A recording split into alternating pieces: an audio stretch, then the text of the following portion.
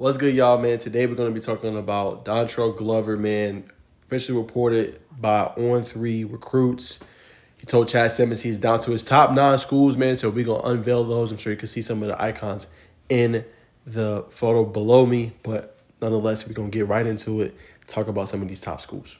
All right, so here we go, man. So we got Georgia Tech, Georgia, Florida State, Tennessee, Arkansas, Kentucky, Miami, Auburn, and Missouri. Now, first and foremost, I want to announce this as well.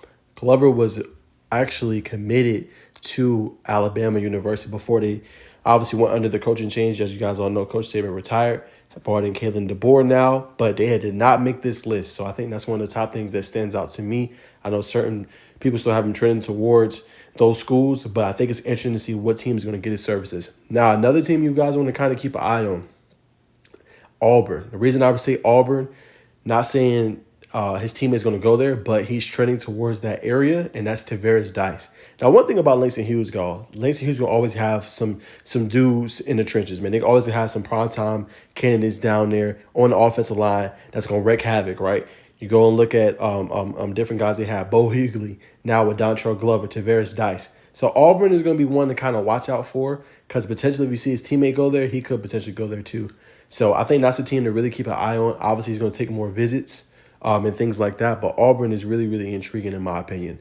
Then next, you got the 2 in-state schools. And I know Georgia Tech fans are like, bro, I'm tired of getting teased. We keep making these top 9, top 10, top 12, top lists, top 8 lists for all of these primetime prospects, man. But we have not landed one yet in this 2025 recruiting cycle. But Tech fans, you guys should be excited, man. Good thing is everybody sees Georgia Tech as a program on the rise, somewhere they want to go to, and they've done a really good job with some of the coaching changes as well. As you guys all know, I might do a separate video on that. But I think a lot of kids do not mind staying in-state, and having Tech on this list is another big time, just a result from all of this as well. So I think Tech fans should be really excited, man. Glover, just a little bit about him. I think he has really great mass. He's really good once he locks in on you. He's almost like immovable. It's hard for you to get off him. No, he still has to work on a little bit on his feet, work a little bit, but is a top prospect. And we're going to look at those rankings real quick. But the kid can move. The only thing is just the footwork, I would say. But big-time mass, can move defenders out of the way. Played really well, I thought, for the most part, at the Under Armour camp here in Atlanta a few weeks ago. Kid has a lot of potential. Now, here are the rankings right here, as you can see, for Dontrell Glover, 2025. Has some good size, like I said, 6'4", 310, and pretty much is a 4-star on every single platform. ESPN, Rivals, 247 Sports, and On3 all has him ranked as a 4-star. So when you see that kind of consistency throughout all of the platforms, that shows you that he's a bona fide player, big-time prospect here in the country. So kid's big time, and I think whoever gets him, they're going to really like his services. He's a big-time interior offensive lineman. I think he has a really bright future. Projects on the next level as a guard, I think, in my opinion. Might see him a little bit on the center, but I think he really projects as a high-end guard that can really protect the quarterback in the interior, and also a big-time run blocker as well. He's big at opening those holes, man, for those running backs to run through, and really does a good job kind of mauling defenders out of the way. Now, real quick to kind of conclude back to this part. So, again, like we talked about the top schools, I think, like I said, I'm going to put Auburn out there. Florida State, I think, is another heavy one to watch for in the ACC.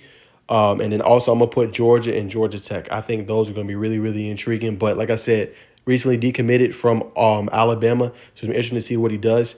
I think he'd be a major addition to the Georgia Tech program and what he can bring forward to it. And I think he would knock it out the box. Georgia Tech has been real strong on their offensive line the past couple of seasons. It'd be great to just continue to bring in these type of guys to your program.